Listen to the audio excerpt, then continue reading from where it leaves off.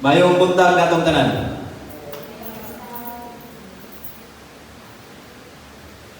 Today is first Sunday of the month of July. So nagsugod na ta sa lain akong katunga sa tuig. Paspas kayo, di na nato bantayan o Pasko na.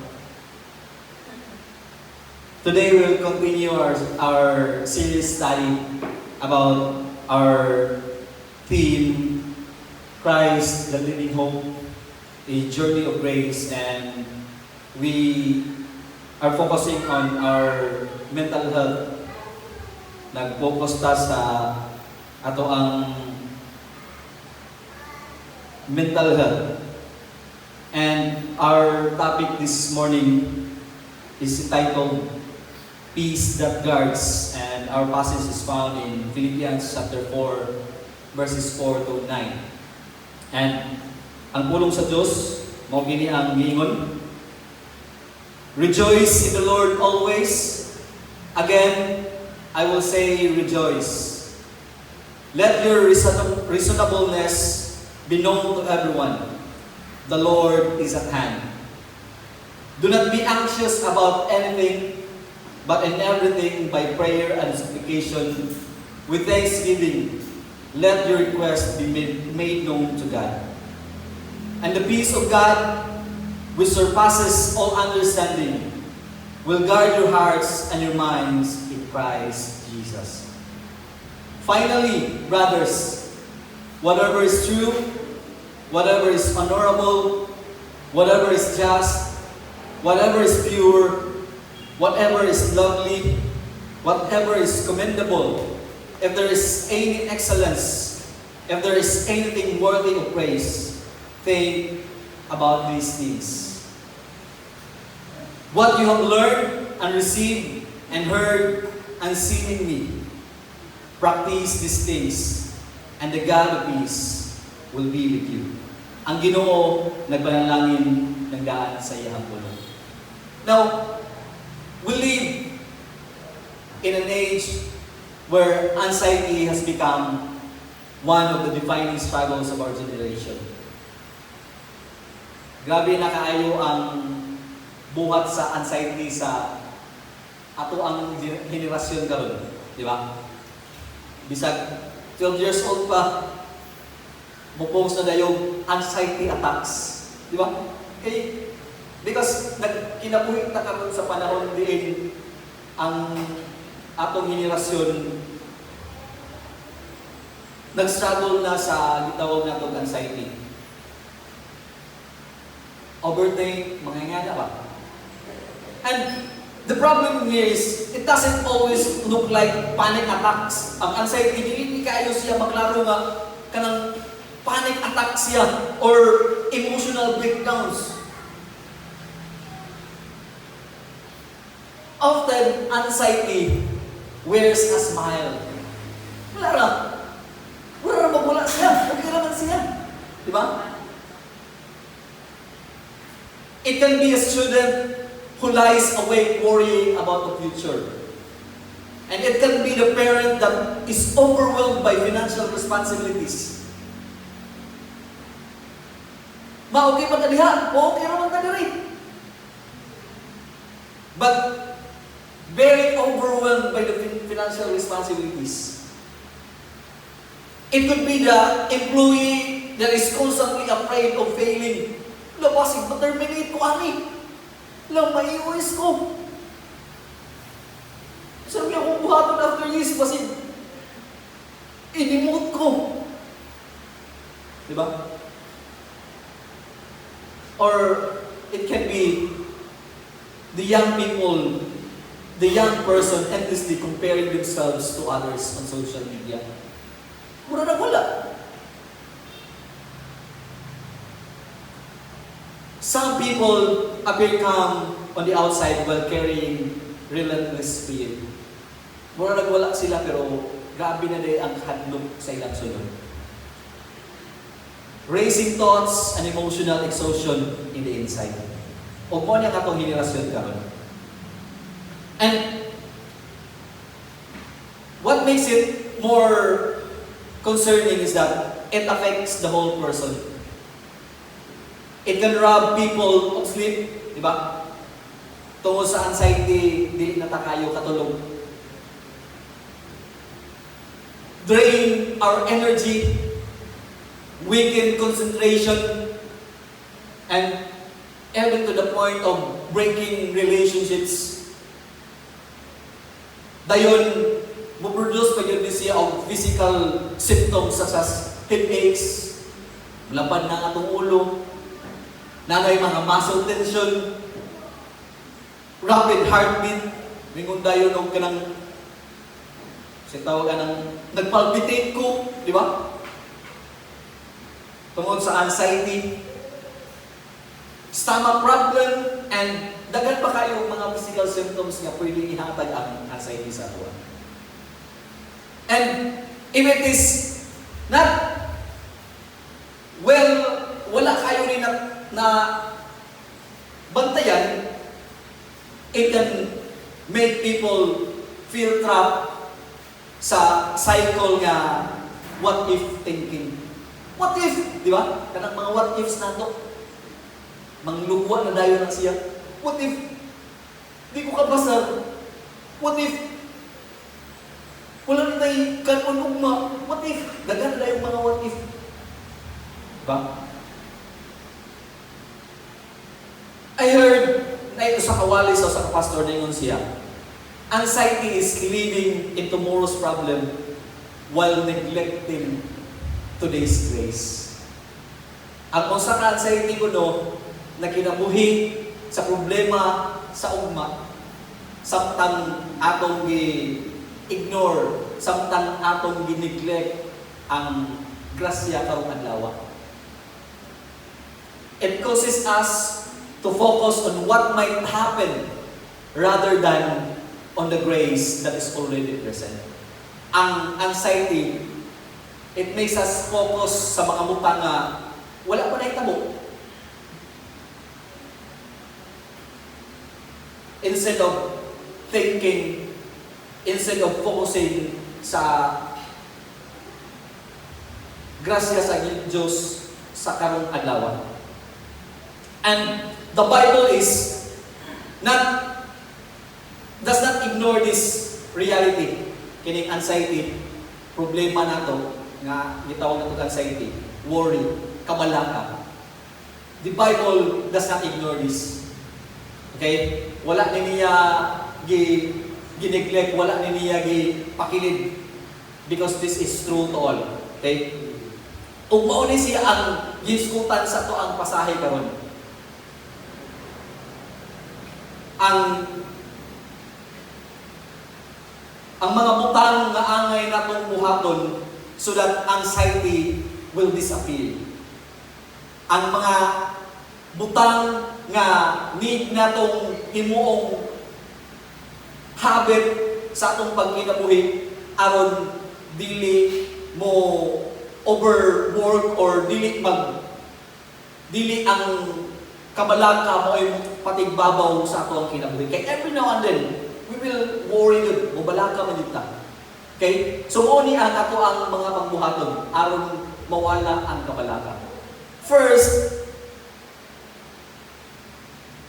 is to rejoice in the Lord always. Ngayon ang verse 4 sa atong passage. Rejoice in the Lord always. Again, I will say, rejoice. The setting of Paul writing this letter is dili nindot iyang kahintang. Okay?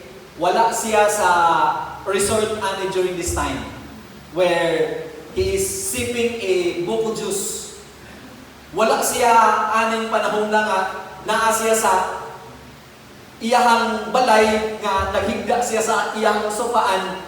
Gitaw, wala siya sa panahon nga nag-Netflix and chill si Pablo aning panahon na. But he wrote this letter during his imprisonment. Naa siya sa prisuhan aning panahon na. Okay? And this is what makes it more kanang amazing is dili man unta nindot ang iyang kahimtang, but if you notice our passage, ningon siya, rejoice in the Lord. Ningon siya, rejoice. Nganong nahimo man niya ang pag-rejoice bisan taliwala sa iyang sitwasyon. Because his joy is not anchored to any circumstance. Okay? Ang iyang kalipay, wala nakabase sa kung sa iyang kahimtang. If you notice, wala siya nilingon sa rejoice when your circumstance is good. Ningon siya, rejoice in the Lord. Ang iyang kalipay, naka-anchor kang Kristo. Okay? Nakabase kang Kristo. Buot pasabot, nagsulti ni nato nga dili natong ibase sa ang atong kalipay sa maayo nga panglawas, atong ibase sa ay salamat nakalingkawas na yun ko sa mga utang balayonon. Dili nato ibase kay anuman. Dahil kung magsigitag pangutang kay mahimo na natong gusto tawag na. Mahimo na natong kinabuhi. So every now and then, naging tayo bayro ng utang. So kung ako nang base sa atong mga kahintang, wala. Our friends, kabantay ta na, dili na kayo managad.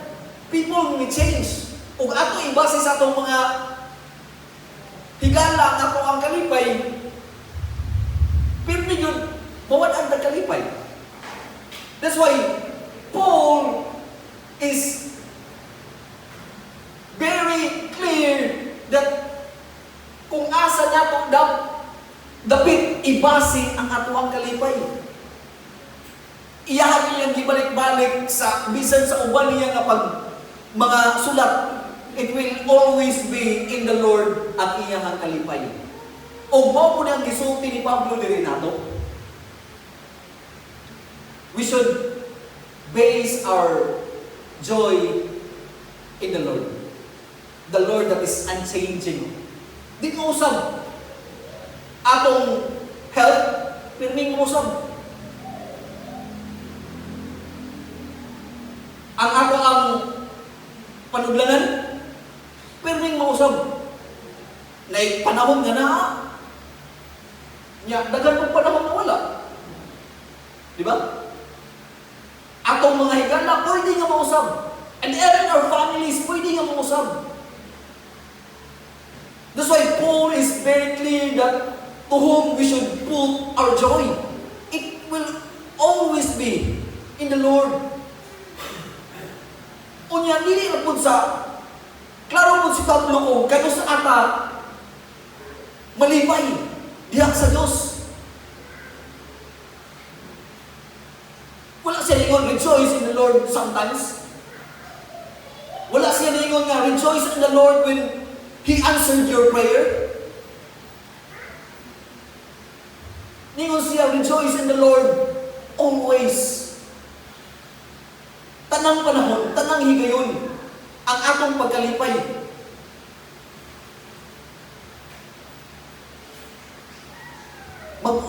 Magkuyog mo ng kalinaw o kalipay. Bisan tag naa ka sa very peaceful na lugar, you can be very sad person if your peace or your joy is not anchored to Christ. And if you know this, iyang gibalik, I will say again, I will say, rejoice. He emphasized it again. Naginahan yung tamo, rejoice. Do you know that is imperative? Pag ingon ni Pablo, rejoice, that is imperative. It means it is a command that we need to obey. We need to do. Munang, ako ba nga sa napalbis ba sa tabi? We need to rejoice always. Again, I will say rejoice. Bisan sa pressure sa kinabuhi, bisan sa mga problema nga naabot sa atong kinabuhi, bisan sa kalisod. Paul is telling us to rejoice. And that is the essence of true joy. Wala nakabase sa atong sirkumstansya. Wala nakabase sa kung nindot ba ang atong himtang. Wala nakabase kung maayo lang ang nahitabo sa atong kinabuhi. Kung nakabase kang Kristo. Busa, bisan unsa ang nahitabo sa atong kinabuhi, malipayon lang gihapon ta. Okay? So, when our joy is rooted in Christ instead of circumstances, we can remain steady because the Lord never changes. Di man po sa mga atong Ginoo nga atong gibasihan sa atong kalimpay. That's why ang ato ang kalimpay magpabilin bisan pagdili nindot atong himtang. Kay wala man kini nakaugat sa kung unsay nahitabo sa atong kinabuhi, kundi nakaugat man kini ngadto ka Kristo. Busa magkalipay kita sa tanang panahon. Okay? And next, we need to be gentle to everyone. Okay? Genuine peace, ang tinuod niya kalinaw, genuine peace with God is never merely an internal feeling. Okay? It becomes visible in how we treat other people. Kung magkalisod na galing ta, kung dagan na kayo tag problema, it's easy to be irritated. Di ba? Kung dagan na tag problema, ayaw sa kong sabda. Grabe, nakayo. Di ba? Dali na kayo ma-irritate. When life overwhelms us with problem, di ba? Ayaw sa ko surang-surang kami, di ba? Ay sa kanong na panahon, di ba? Dali na kayo tayo ma-irritate dayon. And it's easy to respond harshly, di ba? Kung nagatag problema. But that's why Paul is telling us, ningon siya, let your reasonableness be known to everyone. Okay? Sa lain ng mga translation, if you have your Bible with you, gentleness siya ang meaning ani. Okay? Gentleness. And this word, sa original yung word niya ani, is a rich word that is difficult to capture with just one English translation. That's why pwede na natong tagaan o meaning or ang synonymous ani or pwede nato ipuli ang reasonableness diha as a person who is gracious, considerate, patient, or forbearing. Okay? O ngayon siya diha, let your reasonableness be made known to everyone. Unsa may nailhan sa mga tao nato? Unsa may nailhan sa mga tao nato? Hintahay og maghuna-huna mo. Kini si Ryan, unsa inyong mahuna-hunaan ako? O kaha, unsa inyong mahuna-hunaan sa mga tao nako? Matang pa diha, we need to be, or our gentleness should be made known to everyone. Lisod kayo ni sa kanang mga dagkong tingog, no? Kaya usahay ma-label tao as hot-tempered. Dali ang mga permi masuko ng tawa na, Ako personally, I am always kanang permi ko nga mabadlong ang verse kay ako mo tingog. Kunya naanad bitaw sa balay ka singka-singka. Kanang tingog basingka. Usahay bless, may ulan lang sa mualingon lang ko. Anad-anad lang gyud nako. Kay ang akong tingog mura magsingka. Mura nasuko permi. Pero pag abot ni Cain, dito mura nagmumelo lang kamay kay hindi pa ko magpahinihinay sa akong tingog. Kay wala na. Hindi maayo sa usa ka Kristohanon nga mailhan ta nga kana bitaw hot-tempered ta, irritated ta, kanang gamay lang sa mood. Pika diretso, di ba? Sa dili, murag sa panahon pa nga dili pa ta Kristohanon, kanang ining masabot ra nito ta. Kung sa pirmi na ito mga istorya, papingis-pingis na dayo no, o mga inistoryahan. Cool. O mga nga na ba? Ng mga... And it should be known to people around us. Not only to our families, not only to our friends, not only to people who are nice to us, but also to our enemies. Kaya ngayon man si Pablo diha, to everyone. And do you know that in verse 2 sa atong passage, if you look at, na nag-away diha. Chapter 4, verse 2, na nag-away. That's why si Pablo po, iyan kay klaro, nga kinahanglan ang atong pagka-gentle, it should be known to everyone. Dapat dahil na sa tanan. Lain kay kung Kristohanong tao niya, init kay tagulo no. Mo'y sa mga tao nga nagpalibot na to, mga initong managpulo. Kalma dapat ta. Okay? Dapat kalmado ta. Bisan pa sa problema nga niabot. Or even if people wrong us, we need to let our gentleness be known to them. Okay? And this is the reason why we need our gentleness be known to everyone. O sa isumpay sa versikulo, the Lord is at hand. Doon lang Diyos. Pero sa lain ng mga translation, ngayon siya, the Lord is near. Okay? That's why, ang mga nagtuon-aning ang versikulo, na-divide ang ilahang mga interpretation. Okay? Pag ingon niya, the Lord is at hand,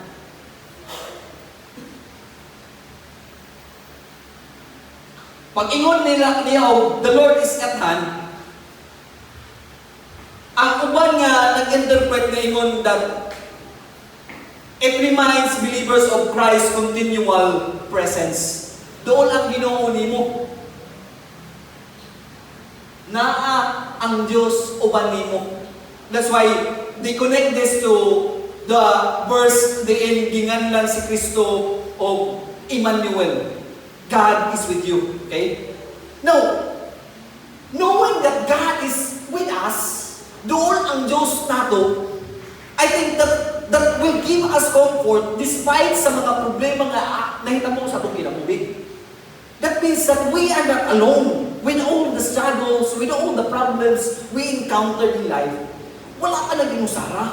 Na ang ginuuban na to. He is near. Maluulan na ko siya.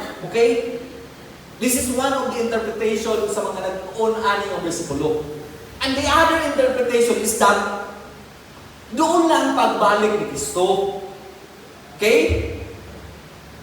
It points to Christ's imminent return. So, I think, ang paghuna-huna nga doon na ang pagbalik ni Kristo, mudasing ni nato sa pagpadayon sa pagkinabuhi isip Kristohanon tungod kay we are expecting the return of Christ.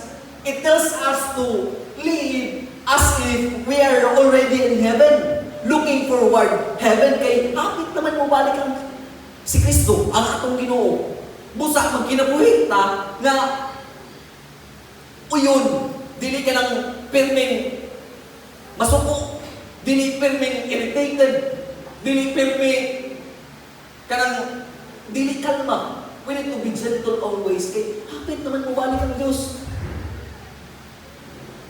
So, knowing Christ is with us now, okay?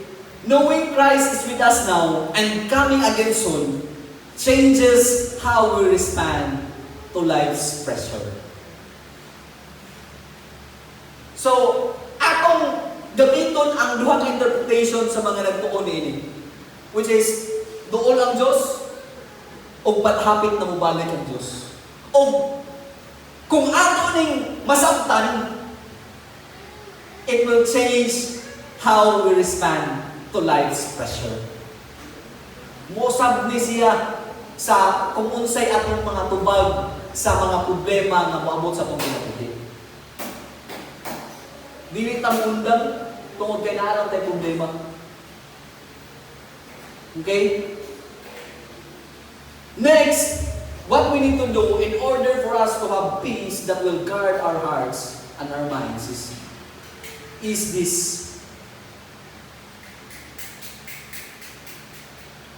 Turn anxiety into prayer. Ngayon sila, do not be anxious about anything. Ayaw ka balaka sa bisan unsa. Hinoon, sa bisan unsa, sa pag-ampok, uban ang pagpasalamat, ihatag sa Diyos ang imuhang request. Okay?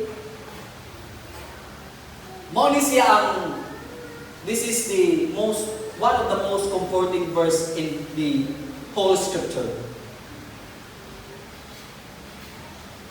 Ang pulong nga anxious diha, it literally means to divide or pull apart. It means anxiety divides our mind.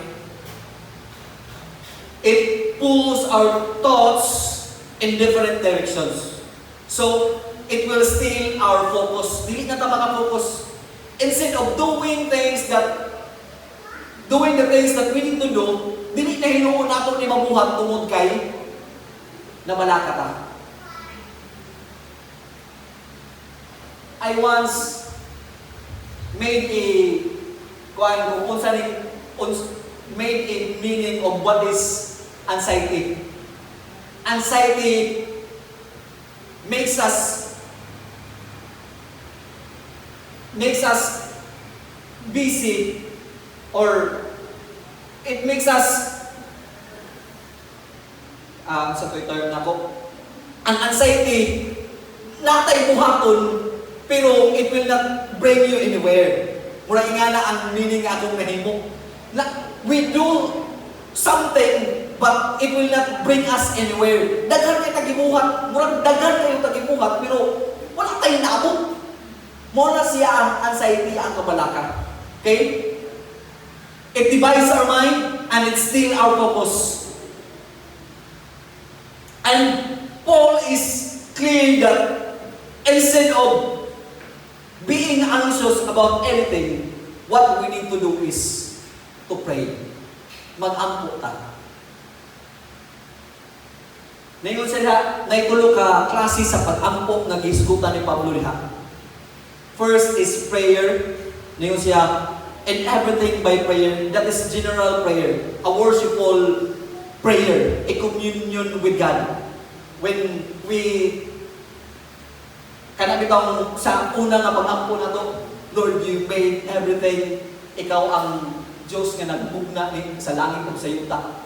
Gamhanan ka nga Diyos. Adoration. So, that is muna siya general prayer.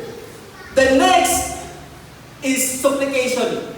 That is specific request. Muna siya ang paghangyo sa itong specific nga request. Unya, while we are requesting our specific request to God, may consider with thanksgiving. Reminding us to remember the past or unsay gibuhat sa Dios sa atong kinabuhi.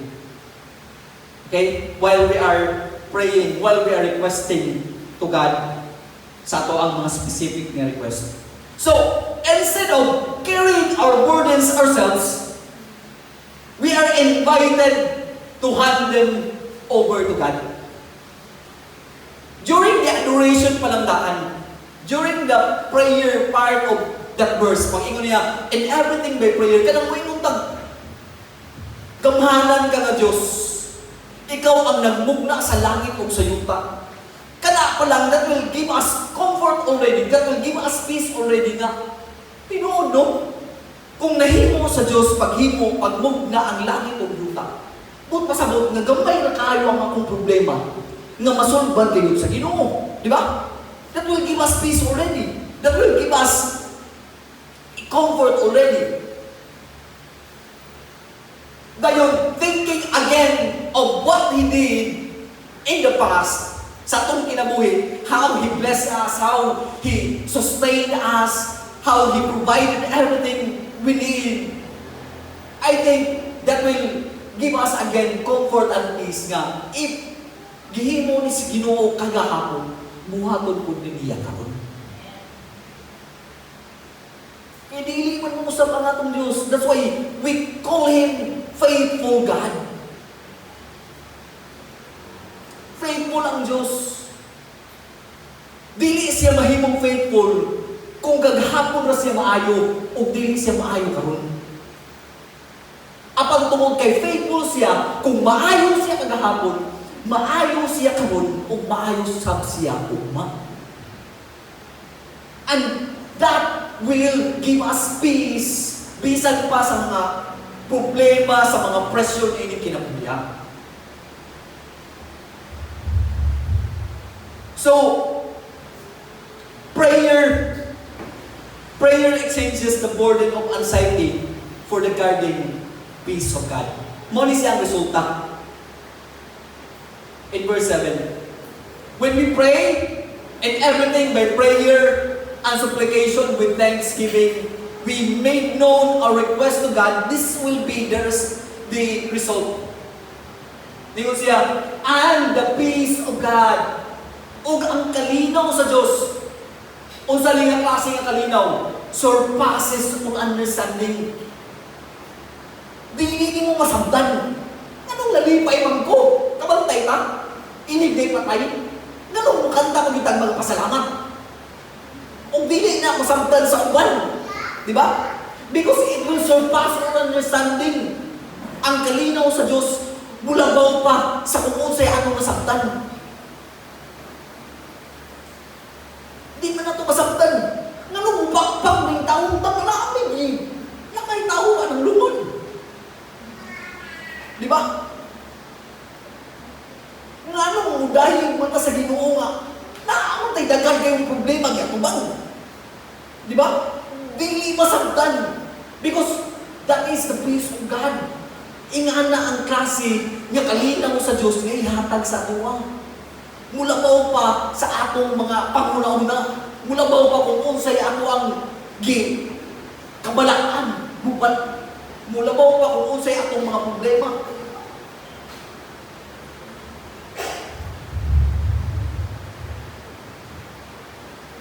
The word guard there is, ang kanang guard na pulong niya is, kanabitang, because Philippians is Roman colony, na colonize din sila sa Roman, o they are very aware of what is a guard. The word guard means, usa ka soldier nga nagbantay sa usa ka jail. Mura nga na ang idea, kagihatan ni Pablo nila. Kung nga na po ang buhaton sa kalinaw sa Diyos diri nato. It will guard us from anything that will kanang pwede nga makakuba sa atong gipanguna-una, pwede nga makadaot sa atong mga gipanguna-una. Ingana ang buhaton sa kalinaw sa Diyos sa atong mga pagkauna. So, God responds not merely with answers. Wala man siya ingon nga tubagon ta sa ato ang mga pag-ampo nga ihatag yung biya kung unsay atong giampo. But He is very clear that He will give us His peace. A peace that surpasses, that transcends all understanding. A peace that this world cannot give. Bisan pag unsa kanindot imong balay. O uyugo ng kusog kayo, it will not give you peace. Nara ba ito inilugwa sa Facebook? Kinsay nag-follow kang Rudy Baldwin? If you read, ako na siya nakita nga pananawon that grabe ko lang mahitabo sa buhol. Mulinong na kunupod. mo kung sa patoy ang mga ipagsulti, taas ng to kayo.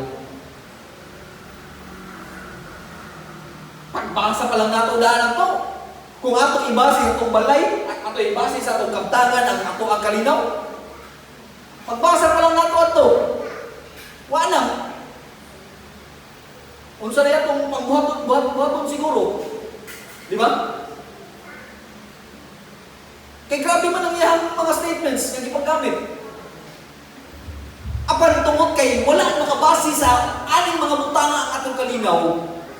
Ang atong kalinaw nakabase man sa Dios. Busa dili gyud kini mawala ka nato. Because it will guard our hearts and our minds. Okay? And what we need to do instead of worrying, we need to pray. And this is the conclusion of Paul to his statement about thinking. Okay?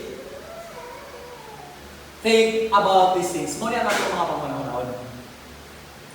Finally, brothers, whatever is true, una na to, kahunahon, whatever is true, whatever is honorable, whatever is just, whatever is pure, whatever is lovely, whatever is commendable, if there is any excellence, if there is anything worthy of praise, think about these things. Hunang-hunahon din natong mga butana. What are the things we often think? Unsa man ang kasagaran natong mga ipanghunahuna ng mga butana? Ini ka 13 pa lang daano kay 15, 30. Ini ka 13 pa lang naguna-una natag. What na? Pira na naging di bato kay kuan nga screenshot sa Gcash kay pagbayad na. 13 pa ganing. Wa na asa na niabot ang tong una-una. Big ego pa ni, ka-ego pa ni, di ba? But Paul is clear of what we should think. Kung unsa lang ang mamuntan ng atong mga panghunahuna. True, honorable, just, pure, lovely, commendable, excellence, worthy of praise. Muna ang mga butang nga angay na panghunahuna. Okay? This should be the things that we need to think. So the word think there means to calculate carefully. Ano nang, dili ang utang na to, ang atong i-calculate carefully ha? These are the things that we need to calculate carefully. Mo niya nga itong itang butang sa pangunahuna daan. Nga iigong yun din nato ng mga butanga. We need to dwell upon these things. And we need to continually consider. Mo niya ang pirmi nato i-considerar. Whatever is true, honorable, just, pure, lovely, commendable, excellence, and worthy of praise. Mo niyang atong i-consider permit. Dili ng mga butang na wala pa galing kahitabo. Okay? So,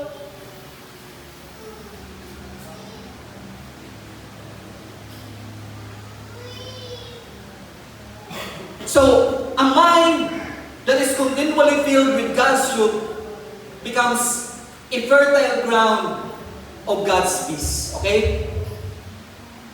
Nagsugod mong ginakanan sa itong ipanghuna-huna. That's why, atong puno ng atong huna-huna sa kamatuoran sa Diyos. And with that, ang atong mind will become a fertile ground for God's peace. Ang atong huna-huna, diha magsugod ang kalinaw sa Diyos.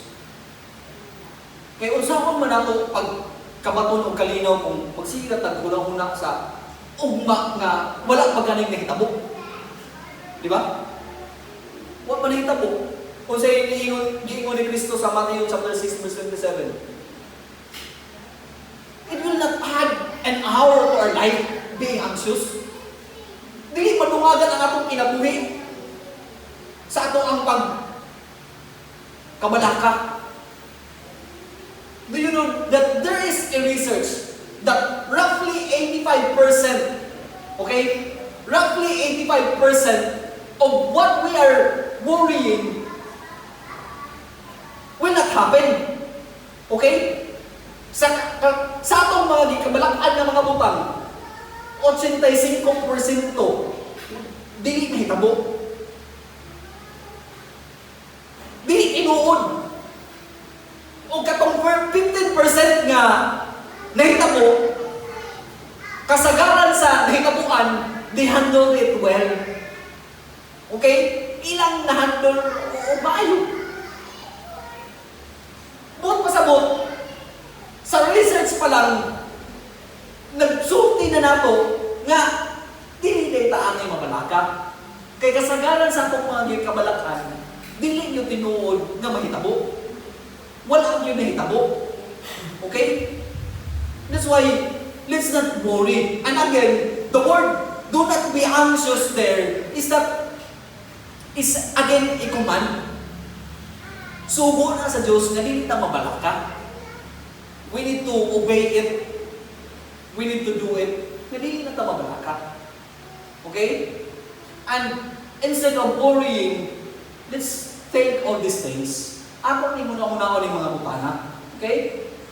Once again, a mind continually filled with God's truth becomes fertile ground of God's peace. Okay? Mahimo kining tambok kayuta alang sa kalinaw sa Diyos. Next, lastly, we need to practice these things. Okay? Ato na i-practice ng mga butana. Ngayon si Pablo, what you have learned and received and heard and seen in me. Practice these things. Okay? Paul is not saying that he is the standard. Kay matod pa ni Pablo, imitate me as I imitate Christ. Okay? But pasabot, si Kristo yun ang standard that we should imitate. Okay? Si Kristo ang hangayan nato ay i-imitate.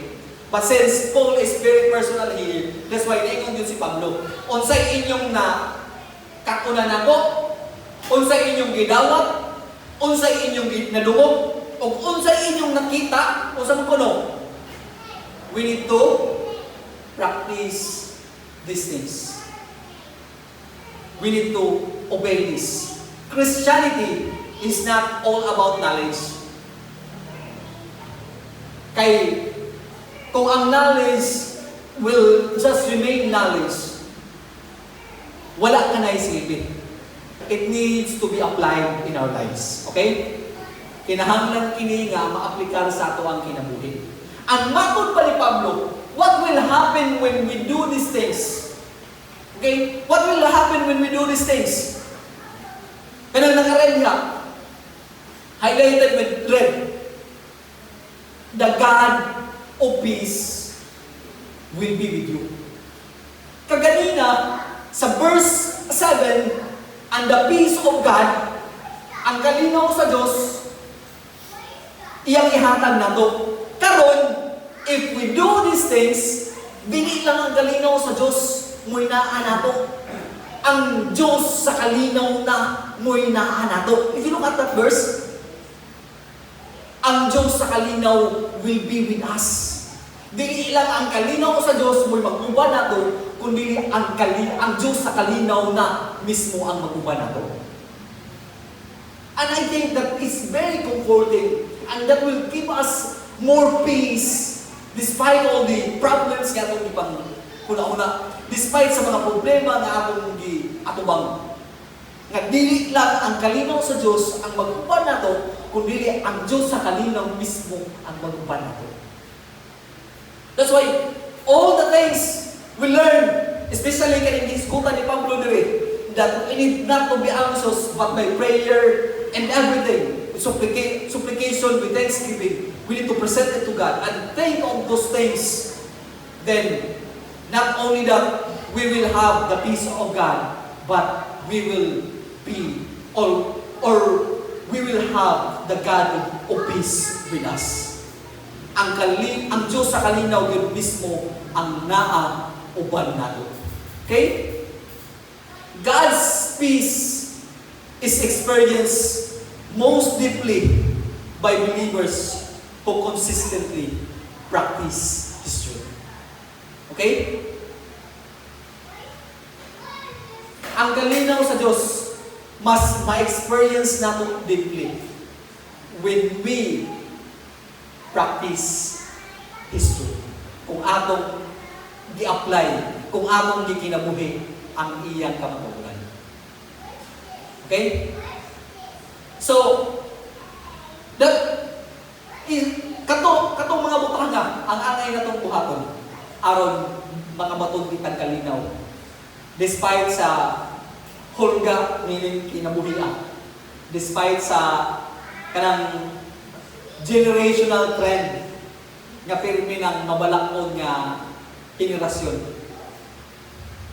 Those are the things that we need to do aron kapatunan nato ang kalinaw sa Diyos. And not only that, aron ang kalinaw, ang Diyos sa kalinaw, uban ngayon kanato. So to end this, God's peace is not found in the absence of problems. As we continue living, problem will always exist. Magpabilin yun ang problema. But ang kalinaw sa Diyos, di kini makita kung sa panahon nga wala tayong problema. Apan makita nato ang tinuod nga kalinaw sa Diyos in the presence of Christ. As we continually rejoice in Him, as we bring every concern to Him in prayer, as we fill our minds with His truth, and faithfully live out His Word. So, this morning, Paul gives us the prescription to a peaceful heart. We need to rejoice in the Lord always. Be gentle to everyone. Let us turn anxiety into prayers. Let us fill our minds with His truth. And let us faithfully live out, practice His Word. And the peace of God, the peace that will surpass all understanding, surpass all circumstances we encounter, surpass all the things we are worried about. It will guard our hearts and our minds. So let us continue to be prayerful. Let us continue to be gentle. Let us continue to think of His truth. And let us continue to do His Word. Mayong puntang na to.